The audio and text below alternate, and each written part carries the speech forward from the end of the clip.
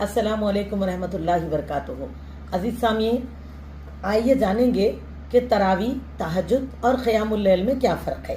جیسے کہ اس حدیث کے راوی ابو سلمہ بن عبد الرحمن رضی اللہ تعالیٰ عنہ فرماتے ہیں کہ ایک مرتبہ آپ نے حضرت عائشہ رضی اللہ تعالیٰ عنہ سے امت کی ماں سے سوال کیا کہ اللہ کے یہ بتائیں ام المومنین کہ رسول اللہ صلی اللہ علیہ وسلم رمضان کی رات میں کس طرح کیسی نماز ادا فرماتے؟ تو امت کی ماں عائشہ رضی اللہ تعالیٰ عنہ نے جواب دیا کہ رسول اللہ صلی اللہ علیہ وسلم رمضان میں رات کی نماز یعنی تراویح یا غیر رمضان کی رات کی نماز یعنی تہجد 11 رکعتوں سے زیادہ نہ پڑھتے تھے، 4 رکعتیں پڑھتے اور ان کے طول و حسن کا کیا کہنا، پھر 4 رکعتیں پڑھتے ان کے طول اور حسن کا کیا کہنا، اور پھر 3 رکعت وتر ادا فرماتے۔ اس حدیث کو بخاری اور مسلم نے روایت کیا۔ تو اس سے کیا پتا چلا کہ نماز تراویح جو ہے تہجد، تراویح اور قیام اللیل ایک ہی نماز ہے، الگ نہیں ہے۔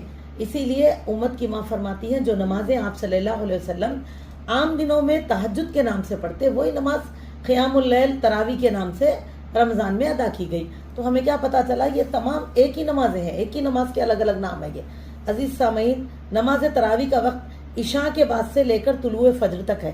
تو کبھی باتفاقاً چھوٹے بچوں کی ماں ہے، اکثر دیکھیے چھوٹے بچوں کی مائیں وغیرہ نمازیں نہیں پڑھتے، گھر میں کام بڑھ گیا، خواتین کیا کرتے تراویح چھوڑ دیتے۔ تو ہم ایسے بھی کر سکتے کہ بچوں کو سلا کے خود تھوڑی دیر کے لیے آرام بھی کر کے اٹھ کے بھی تہجد تراویح ہم پڑھ لے سکتے، اس میں کوئی منع نہیں ہے ماشاءاللہ۔ اسی طرح سے نماز تراویح 2 رکعت کر کے پڑھنا افضل ہے، وتر کی 1 رکعت الگ پڑھنی بھی مسنون ہے الحمدللہ۔ اور آئیے دیکھیں گے اور ایک حدیث جس کی راوی بھی امت کی ماں عائشہ رضی اللہ تعالیٰ عنہ ہے۔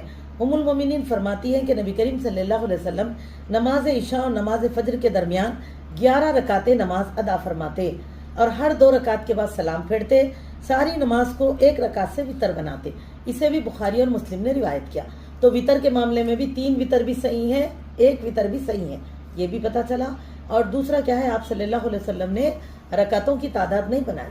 ہاں، غیر مسنون رکعتوں کے پڑھنے پر اہل علم نے ہمیں منع نہیں کیا میری بہنوں، لیکن اللہ کا بھی تو فرمان ہے کہ لقد کان لکم فی رسول اللہ اسوۃ حسنہ لمن کان یرجو اللہ والیوم الآخر وذکر اللہ کثیرا۔ عزیز سامعین، نیکی محمد صلی اللہ علیہ وسلم کے اتباع میں ہے۔ ہم کتنی زیادہ پیمانے پہ کام کر رہے ہیں یہ سوال نہیں ہے، بلکہ جو ہم عمل کر رہے ہیں، جو عبادت کر رہے ہیں، وہ نبی صلی اللہ علیہ وسلم کے طریقے سے کتنا قریب ہے، کتنا ہم سنت کی پیروی کر رہے ہیں، اس کو دیکھنا چاہیے۔ اگر ہم نے مسنون سنت کو ادا کر لیا تو الحمدللہ اللہ سے اجر کے حقدار بن گئے الحمدللہ۔ السلام علیکم ورحمۃ اللہ۔